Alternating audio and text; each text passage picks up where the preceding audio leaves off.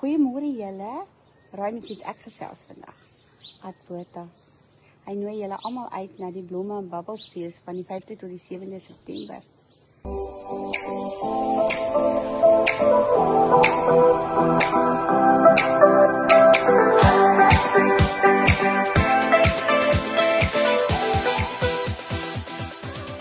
Goeiemiddag julle in en onders. Ons kuier heerlik hier in Paternoster en ek staan hier by my vriend Ad Botha. Hallo Ad. Hallo, gaan dit? Goed, dankie en jy? Lekker, lekker. Julle moet sien hoe mooi glimlag hy vir my. Dis darem maar lekker dat hy so vir my mooi glimlag. Ad, Ja. vertel vir ons van die Blomme en Bubblefees hier op Paternoster. Weet jy, ek het dit laas jaar vir die eerste keer gedoen en dit was my 'n ongelooflike ervaring. Ek kan nie wag vir hierdie jaar nie.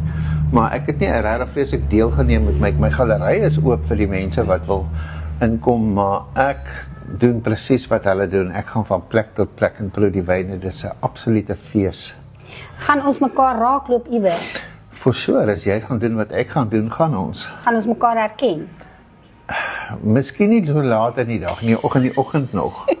Julle die Blomme en Bubblefees hier in Paternoster is regtig 'n fees. Ja. En daar het julle dit nou uit Ad se mond gehoor. Die galery is oop. Galery gaan oop wees, ja. So jy kan terwyl jy Blomme en Bubble, kan jy kom inskoop. Ja, jy gaan iemand wees wat dit beman. Ek dink nie ek sal miskien in en uit, maar ek gaan ook deelneem aan die fees. Ja. Ja. Ad, so ons lewe is nie net om wat ons doen nie, dis ons geniet ook die lewe. Absoluut. En hier op die Weskus in Paternoster is Ja. dit eksklusief. Ja. Net om te geniet. Net om te geniet, ja.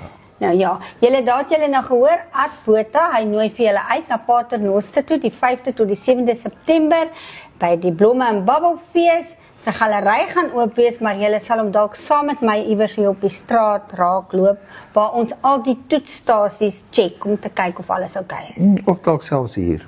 Of dalk selfs hier? Ja. Ja, nou ja. Okay. Dankie, Okay, Ad. right. Waardeer Plezier, man. dit. Right. Mooi bly, Sien weer. bye. Bye. Mooi loop.